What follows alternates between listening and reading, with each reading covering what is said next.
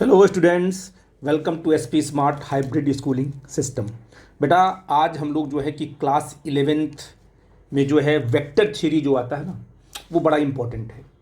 Vector theory को हम लोग पढ़ेंगे और देखेंगे कि इसमें कौन कौन से कंसेप्ट आते हैं और कैसे कैसे इसमें न्यूमेरिकल फ्रेम होंगे। क्योंकि इस टॉपिक को मैंने पहले इसलिए लिया क्योंकि पूरी की पूरी जो मैकेनिक्स है, चाहे वो 11th में हो चाहे वो 12th में हो, पूरी की पूरी मैकेनिक्स वेक्टर से ही हम डील कर पाते हैं, क्योंकि डायरेक्शन की बड़ी इंपॉर्टेंस होती है।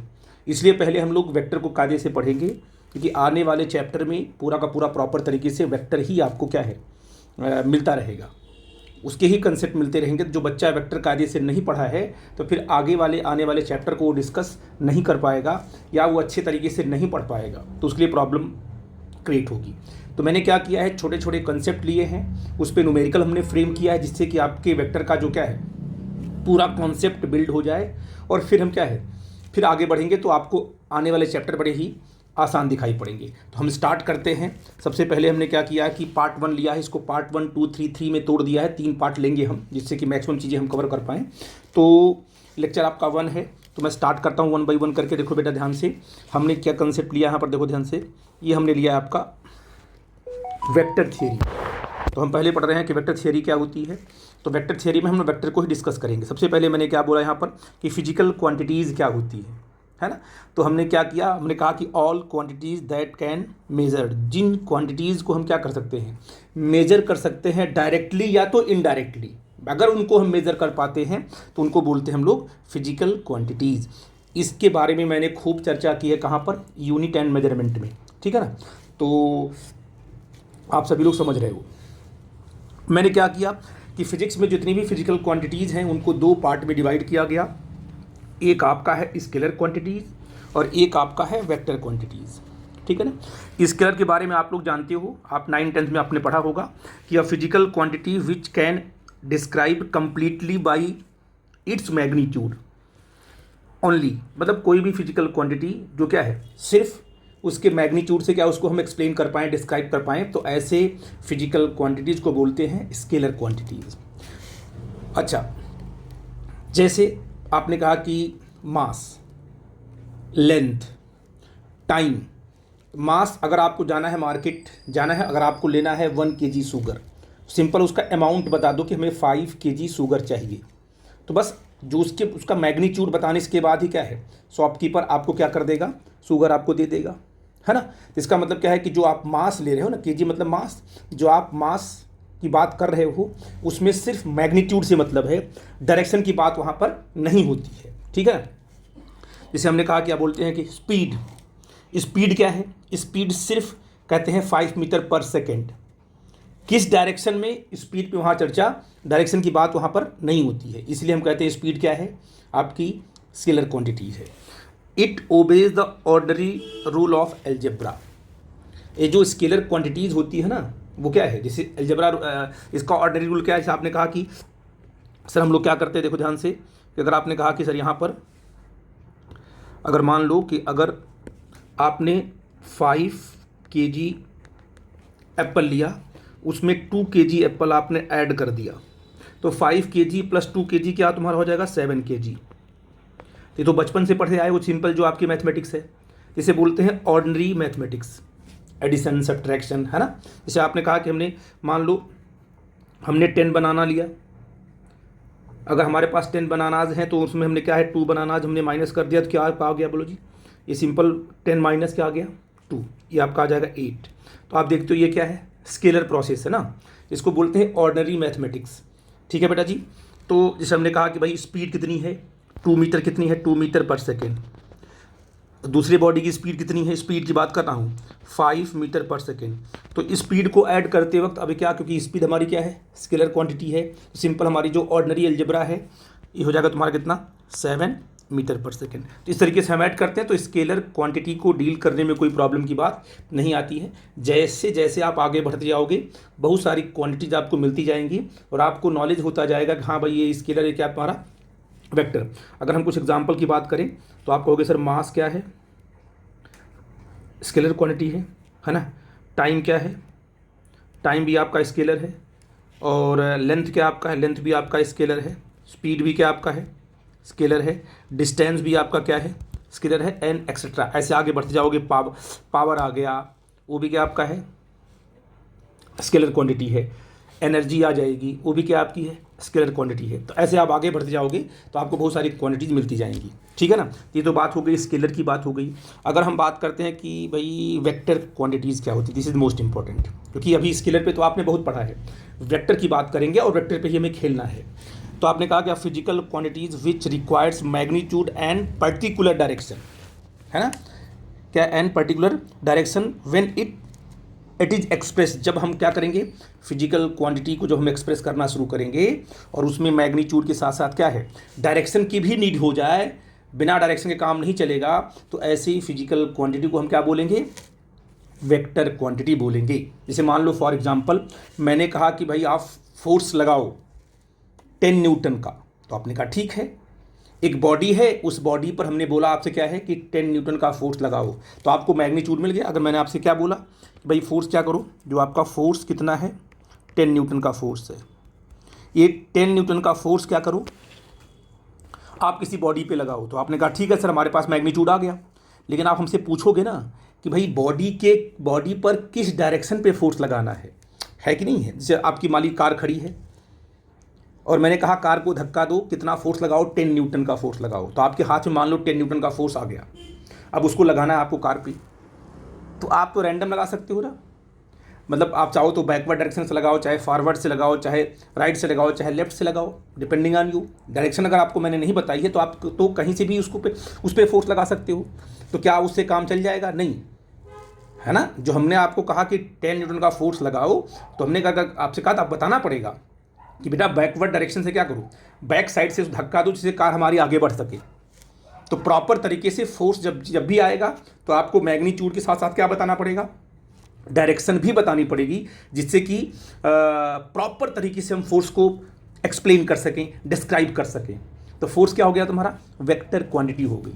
जैसे डिस्प्लेसमेंट हो गया, जैसे पोजीशन हो गया। मैंने कहा भाई कि सपोज किया कि जम्मू से क्या है, मुंबई की डिस्टेंस कितनी है, 2000 किलोमीटर है, चले जाओ।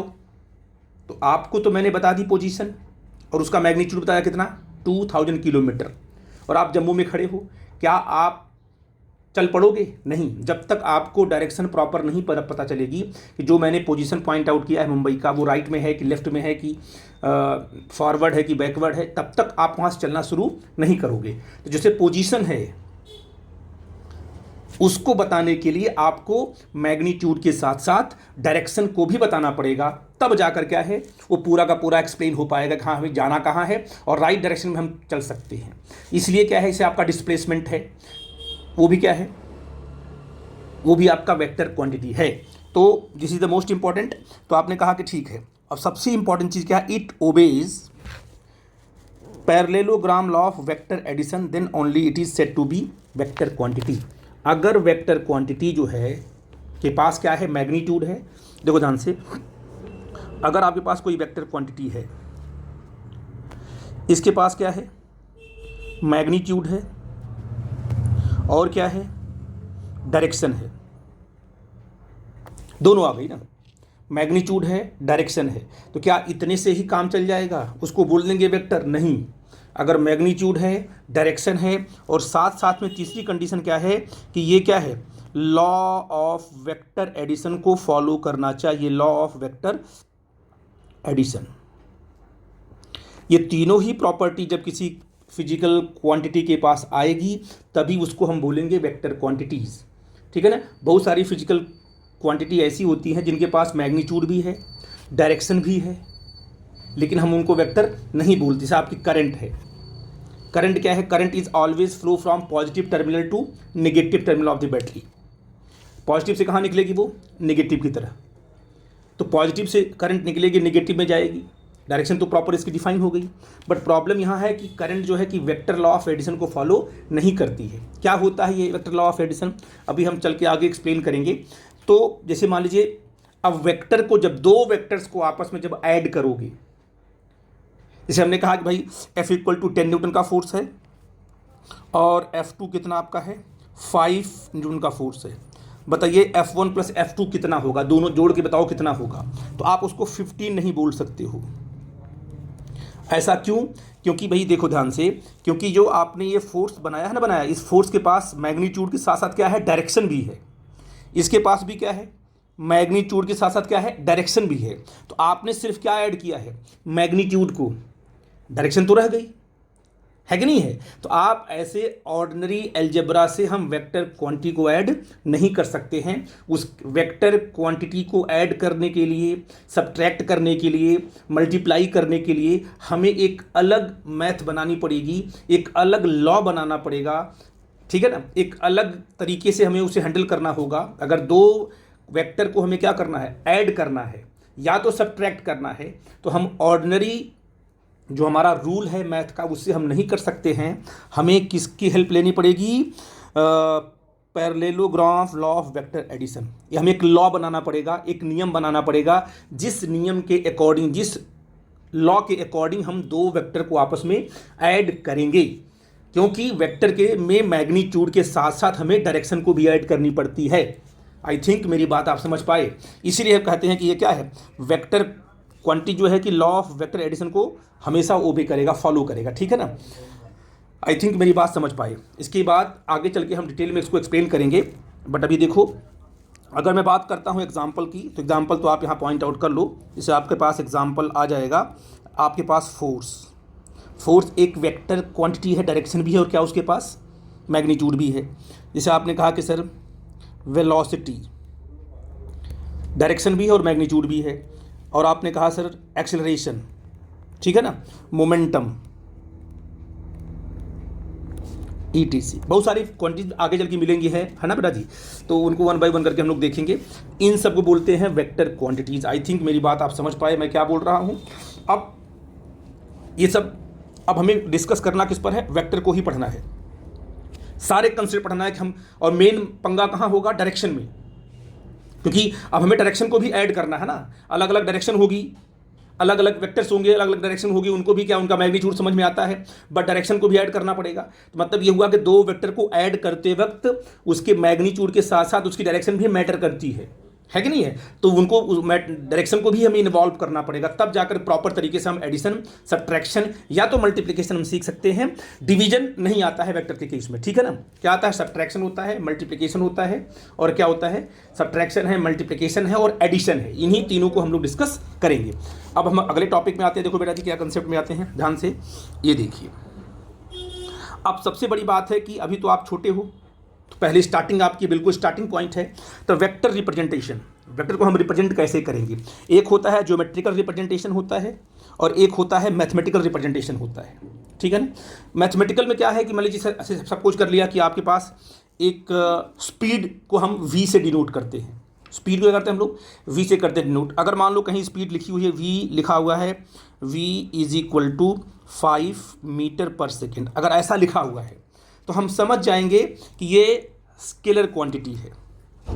सिर्फ मैग्नीट्यूड की चर्चा की, यहाँ पर कोई नोटेशन नहीं दिया गया है। हाँ, अगर कहीं आपको ऐसे लिखा गया है कि वेक्टर v1 ऐसे, है ना, याद रखना कि अगर फिजिकल आपने नोटेशन ये दिया v और इसके ऊपर लगा दिया एक एरो, ये जो ऊपर का जो एरो है ना, ये एरो सिर्फ ये बताता है कि जो ये क्वांटिटी है वो वेक्टर है।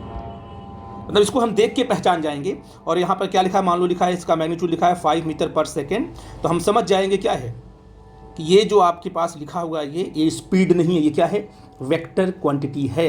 तो इसके बोलते हैं मैथमेटिकल नोटेशन है। और ये जो ऊपर से मान लीजिए फोर्स लिखा, हमने फोर्स लिखा तो ऊपर हमने एक एरो लगा दिया। ये जो एरो है ना वो फोर्स की डायरेक्शन को नहीं बताता है। अगर किसी भी क्वांटिटी के ऊपर जस्ट ऊपर छोटा सा एरो लगा हुआ है तो इसका मतलब हुआ कि जो क्वांटिटी आपको दी गई है वो क्या है, वो वेक्टर है। सिर्फ इतना है, इसको बोलते हैं मैथमेटिकल नोटेशन। ज्योमेट्रिकल नोटेशन इसलिए इंपॉर्टेंट है क्योंकि ये इससे हम लोग क्या है कि मैक्सिमम न्यूमेरिकल को मैथमेटिकल टूल्स बना के आगे सॉल्व करेंगे।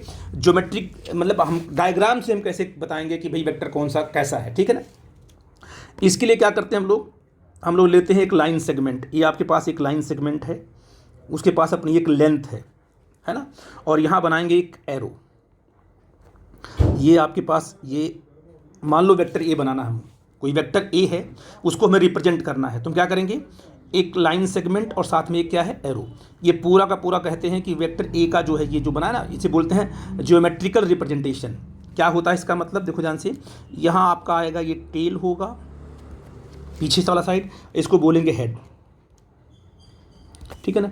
और हम क्या करते हैं, इसकी लेंथ जितनी बड़ी होगी, कि हम जब डायग्राम बनाएंगे तो जितनी बड़ी लेंथ क्या होगी, जितनी बड़ी लेंथ होगी उतना ही बड़ा इसका मैग्नीट्यूड होगा, क्योंकि वेक्टर है ना, तो इसके पास क्या होगा, मैग्नीट्यूड होगा, और क्या होगा इसके पास, डायरेक्शन होगी, है कि नहीं बेटा जी। तो इसका मतलब जो ये लेंथ अगर बहुत बड़ी है तो इसका मतलब हम समझ जाएंगे कि जो हमको वेक्टर दिया गया है उसका मैग्नीट्यूड बड़ा है, ज़्यादा मैग्नीट्यूड है कि नहीं बेटा जी।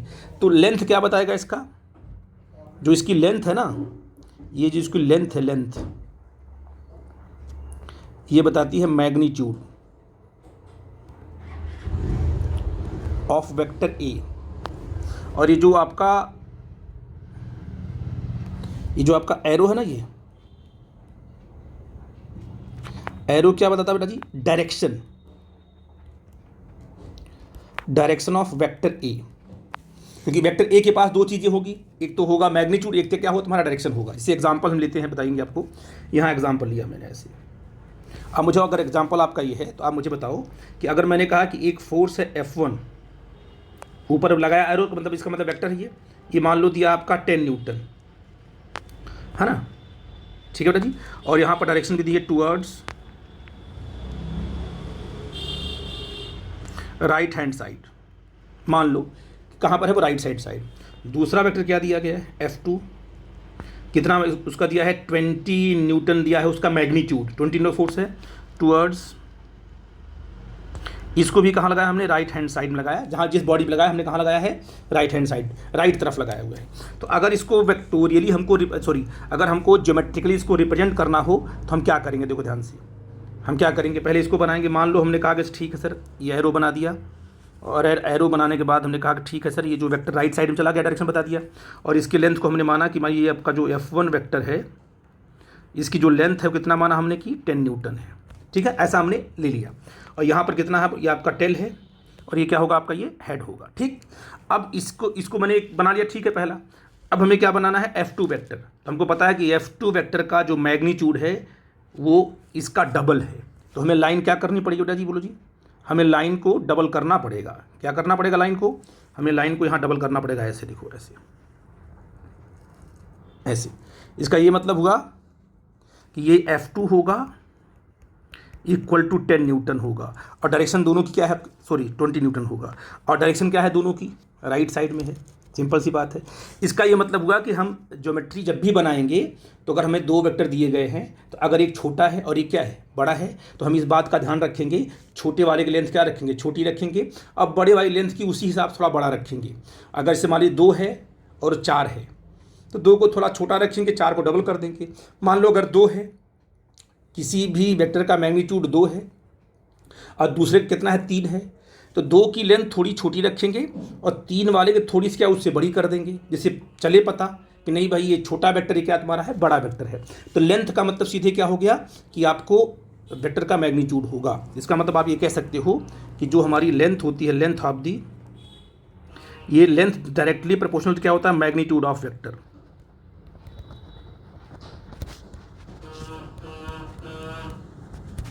ठीक है, जितना ज़्यादा मैग्नीट्यूड उतने बड़ी उसकी लेंथ होगी। आई थिंक मेरी बात आप समझ पा रहे हो। तो ये तो हो गया तुम्हारा वेक्टर रिप्रेजेंटेशन, ठीक है बेटा जी। अब बेटा अगला कंसेप्ट आपका है कि इंपॉर्टेंट नोट्स। याद रखना, जब भी हम इस पॉइंट को पॉइंट आउट करते हैं, इसका मतलब कि इसका खूब अप्लीकेशन आने वाला है। If a vector displace parallel to itself it does not change. क्या मतलब होगा, देखो इसका अगर मान लो हमारे पास एक वेक्टर है ये, ठीक है ना, ये हमारे पास एक वेक्टर ए है। अब इसके पास क्या है, इसका अपना मैग्नीट्यूड है, इसकी लेंथ क्या करे, इसका मैग्नीट्यूड कहलाएगी, और ये इसकी डायरेक्शन है। तो प्रॉपर तरीके से मान लीजिए अगर बनाया गया, जिसका मतलब मैग्नीट्यूड भी दिखाई दे रहा है यहाँ पर, और डायरेक्शन भी आपको यहाँ दिखाई पड़ रही है कि नहीं बच्चा जी। अब इस पूरे के पूरे वेक्टर को इस पूरी की पूरी प्लेन पर हम कहीं भी डिस्प्लेस कर सकते हैं, लेकिन याद रखिएगा जब इसको डिस्प्लेस करोगे तो इसका जो मैग्नीट्यूड है और इसकी जो डायरेक्शन है ये मेंटेन होनी चाहिए, ये चेंज नहीं होनी चाहिए, ठीक है बेटा जी। जैसे मान लीजिए मैंने आपसे कहा कि सपोज किया मैंने उठाया इसको और यहाँ रख दिया, मान लो, देखो ध्यान से, ऐसे यहाँ डिस्प्लेस कर दिया। अब मुझे बताओ कि हमने ए को ला के यहाँ डिस्प्लेस किया तो क्या कोई फ़र्क आया? मैंने इसको उठा के यहाँ बना दिया, ठीक है बेटा जी, कोई दिक्कत तो नहीं है। अच्छा, अब मैं चाहूँ तो इसी को उठाकर क्या है यहाँ रख सकता हूँ ऐसे, क्योंकि डायरेक्शन भी मेंटेन, देखो इसकी डायरेक्शन दोनों की मेंटेन है। अब मैं चाहूँ इसको उठा करके यहाँ रख सकता हूँ। आपको देख रहे हो, आप पूरे के पूरे बोर्ड पे आप कहीं भी इसको ले जा सकते हो, बट बस ध्यान रहेगा कि इसकी डायरेक्शन और इसका मैग्नीट्यूड चेंज नहीं होना चाहिए। आई थिंक मेरी बात आप समझ पा रहे हो मैं क्या बोल रहा हूँ। तो ये सब चीज़ें अगर आपको समझ में आएंगी तब आप आराम से काम, देखो एक यहाँ बना दिया, एक मैंने देखो यहाँ बना दिया, इन सब चीज़ों को देखो एक मैंने यहाँ बना दिया। अब देखो इनमें क्या फ़र्क है, एक ही वेक्टर है, उसमें कोई चेंज नहीं है। हम इसको पूरे बोर्ड पे कहीं भी शिफ्ट कर सकते हैं, लेकिन डायरेक्शन और इसका मैग्नीट्यूड मेंटेन होना चाहिए, पहला कॉन्सेप्ट, ठीक है ना। Very good. अब दूसरा देखो क्या है, दूसरा क्या है कि a vector rotates 360 degree, it does not change. अब मुझे बताओ, अगर हमारे पास एक वेक्टर ये है, इसके पास अपनी एक डायरेक्शन भी है ना, इसका अपना मैग्नीट्यूड मान लो वेक्टर आपका ये ए है। अब अगर आपने इसको रोटेट किया, इसको अगर मान लो यहाँ से रोटेट किया, ऐसे रोटेट करके आप यहाँ लेके आए, कितना एंगल घूम जाएगा ये 360 डिग्री। बोलो बच्चा जी। तो अगर इस वेक्टर को आपने कितना घुमा दिया, रोटेट कर दिया, इसको फिक्स करके इसको रोटेट किया ऐसे, अब आप आ गए 360 पर। आप क्या देख रहे हो कि ये जो वेक्टर है फिर यहीं आ जाएगा। मतलब आपने क्या किया, इसको अगर इसको आपने 360 रोटेट किया तो इसका मैग्नीट्यूड तो वही का वही है, जो था पहले था वही है, सिर्फ आप रोटेट करके वेक्टर की डायरेक्शन बदल रहे हो। लेकिन आप अगर मान लीजिए इसको थोड़ा सा एंगल लगा, अगर आपने चेंज किया तब तो वेक्टर चेंज हो जाएगा ना। जैसे मान लीजिए वेक्टर आपका ये है, ये आपका वेक्टर है, इसको आपने थोड़ा सा चेंज कर दिया, देखो ऐसे यहाँ बना दिया आपने ऐसे। तो अगर आपने इसको थोड़ा चेंज किया, ये वेक्टर आपका ए था, तो क्या ये भी ए होगा? नहीं, क्योंकि आपने क्या है, ए वेक्टर का मैग्नीट्यूड तो सेम रखा है, लेकिन आपने उस डायरेक्शन बदल दी, तो ये आपका नया वेक्टर हो जाएगा। लेकिन अगर इसी ए को आपने कितना घुमा दिया 360, तो ये वाला ए उसी अपने ए पे इनिशियल पोजीशन पे आ जाएगा और वो चेंज नहीं होगा। इसका मतलब अगर हम किसी भी वेक्टर को 360 से रोटेट करते हैं तो उसमें कोई चेंज नहीं होता है, उसकी डायरेक्शन वो वही गेन कर लेता है जो पहले था। ठीक है बेटा जी, आई थिंक मेरी बात आप समझ पाए। अब बेटा हमें पढ़ना है, बिल्कुल इम्पॉर्टेंट टॉपिक आपकी है, एंगल बिटवीन टू वेक्टर्स। अगर इसका पता नहीं होगा आपको तो फिर प्रॉब्लम आगे चल के आपको होगी। तो एंगल बिटवीन टू वेक्टर्स, दो वेक्टर के बीच का एंगल कैसे निकालेंगे हम, क्योंकि एंगल निकलेगा, क्योंकि डायरेक्शन क्या उनके पास डायरेक्शन होती है, दो वेक्टर्स हैं उनके पास लाइन सेगमेंट होगा, डायरेक्शन होगी, तो एंगल भी बनेगा पक्का। अच्छा, पहली बात, कुछ चीज़ें आप लोग बड़ी इत्मीनान से देखिएगा, बड़ी इंपॉर्टेंट भी है, फिर आगे बढ़ेंगे हम लोग। दो वेक्टर के बीच का अगर एंगल निकालना हो तो सबसे पहली बात यह है कि आप वेक्टर को इस तरीके से सेट करो, डिस्प्लेस करके, कि उसका जो टेल और टेल, मैं यहाँ पर आपको पॉइंट आउट करूँगा, ध्यान देना। पहले क्या मैच कराना आपको है, मैच कराना आपको है टेल और टेल, टेल टू टेल, दोनों वेक्टर का टेल और टेल मिला होगा तभी आप एंगल बिटवीन टू वेक्टर बना सकते हो। या तो head to head, head to head. पहले क्या करो, दो अगर आप मैक्सिमम क्या करेंगे हम लोग, टेल टू टेल मिला करके एंगल मिलाएंगे। पहला वेक्टर लो, ले लिया, फिर दूसरे का टेल उसके टेल से मिला करके फिर एंगल बनाओगे। या तो अगर हेड टू हेड मिला हुआ है तो तब भी एंगल बन जाएगा। हाँ, अगर हेड और टेल मिला हुआ है, एक पहले का हेड दूसरे का टेल, तो वहाँ पर एंगल बना नहीं पाओगे, फिर आपको चेंज करना पड़ेगा। तो क्या करो, पहले सबसे पहले आपका मैकेनिज्म है कि टेल से टेल मिलाओ, है ना, या हेड से क्या करो, हेड मिलाओ। मिलाने के बाद क्या करोगे, जब भी देखोगे कि दो अगर लाइंस हैं तो दो लाइंस के लिए दो एंगल बनते हैं, एक छोटा वाला एक क्या है, बड़ा वाला। जैसे मान लीजिए ये एक वेक्टर है और ये एक वेक्टर है, आपने क्या दोनों के टेल और टेल को मिला दिया, तो टेल और टेल दोनों के मिल गए, नो प्रॉब्लम। ठीक है, अब हम बना सकते हैं vector between two angle between two vectors. आपने क्या किया, देखो एक तो आपका एक छोटा वाला एंगल है जो दोनों के बीच बना, और एक बड़ा वाला एंगल बाहर की तरफ, दो एंगल बनते हैं। तो हमेशा क्या करते हैं बेटा जी हम लोग, स्मॉलर एंगल जो होता है, कौन सा एंगल, स्मॉलर जो एंगल होगा उसे ही क्या बोलेंगे, एंगल बिटवीन टू वेक्टर्स। क्या बोले, एंगल बिटवीन टू वेक्टर्स, ठीक है ना। तो पहले हमारा मैकेनिज्म आप समझ के क्या करना है। तो आप देखो ये इस वाले में क्या किया मैंने, एक वेक्टर ए था, दूसरा ए था, हमने क्या किया, इसके टेल को इसके टेल से मिला दिया, ठीक है। मिलाने के बाद फिर क्या देखा हमने कि भाई जो सबसे छोटा एंगल है थीटा, थीटा इज क्या है, स्मॉलर एंगल, और that angle is known as what, angle between two vectors. इसे क्या बोलेंगे, इसको बोलेंगे, थीटा को क्या बोलेंगे, theta is known as angle between two vector. तो मैकेनिज्म याद रहे आप लोगों को। जैसे मान लीजिए हमने ये जो बिगर एंगल को हम एंगल बिटवीन टू वेक्टर्स नहीं मानते, जैसे मान लो हमने क्या है, क्वेश्चन यहाँ लिया है, find the angle between two vectors. अब देखो ध्यान से, एक वेक्टर ए है, दूसरा आपका बी है, और इनके बीच का एंगल क्या है, थीटा है। तो बच्चे क्या करते हैं, थीटा को ही बोलते हैं कि एंगल बिटवीन टू वेक्टर्स है, जबकि गलत है। थीटा देखो, पहले का हेड मिला है, दूसरे का क्या है, टेल मिला हुआ है, तो एंगल तो बन ही नहीं सकता। तो क्या करना पड़ेगा, इस पूरे के पूरे वेक्टर को थोड़ा आगे शिफ्ट कर दो। ऐसे ए को आप आगे ऐसे डिस्प्लेस नहीं कर सकते हो, बिल्कुल कर सकते हो उठा करके। अब देखो जैसे आपने इसको उठा के इधर किया, तो आप देखो वेक्टर ए यहाँ आ गया। बोल बच्चा जी, अब मुझे बताओ, इस वेक्टर का टेल और इसका टेल दोनों मिला हुआ है, और छोटा एंगल कौन होगा, छोटा एंगल ये वाला एंगल होगा। क्यों, क्योंकि जब इसको बाहर से मिलाओगे तो बड़ा एंगल होगा, है कि नहीं है। तो टेल और टेल मिलाओ या तो हेड और हेड। हम लोग मैक्सिमम क्या करते हैं, टेल और टेल मिला करके कनेक्ट करके एंगल बनाते हैं। तो ये क्या होगा तुम्हारा, बोलो जी, दैट ये अब होगा तुम्हारा एंगल बिटवीन टू वेक्टर्स। कितना होगा ये, क्योंकि ये पूरा का पूरा 180 है, थीटा माइनस करोगे तो 180 माइनस थीटा, इसको बोलेंगे एंगल बिटवीन टू वेक्टर्स। ठीक है बेटा जी, आई थिंक मेरी बात समझ पा रहे हो। इसे मान लीजिए इसमें आ गए हम, इस वाले क्वेश्चन में आ गए। अब इसमें देखो एक वेक्टर ये है और ये वेक्टर आपका ये है। देखो यहाँ पर हेड और हेड मिला हुआ है, तो आपको डिस्प्लेस नहीं करना होगा। आप कहोगे सर कि एक एंगल ये है, एक एंगल बाहर वाला है, तो बड़ा वाला तो लेंगे नहीं, ये छोटा वाला थीटा ही क्या बन जाएगा यहाँ पर, ये थीटा ही क्या बन जाएगा, theta is what, angle between two vector. ऐसा मैंने क्यों किया, क्योंकि यहाँ पर ऑलरेडी हेड से हेड मिला हुआ था।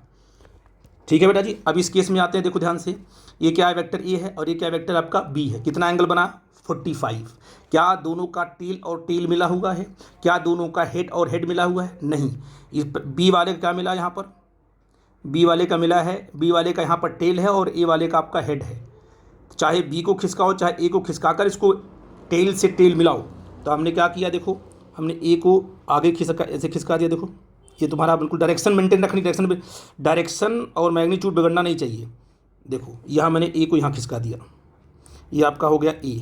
अब वो जो बी का जो टेल है और ए का जो टेल, दोनों के आपस में मिक्स कनेक्ट हो रहे हैं, तो एंगल छोटा वाला लेंगे, that angle is known as what, ये वाला एंगल, ये एंगल कहलाएगा थीटा। क्या कहलाएगा, थीटा। इसे बोलेंगे एंगल बिटवीन टू वेक्टर।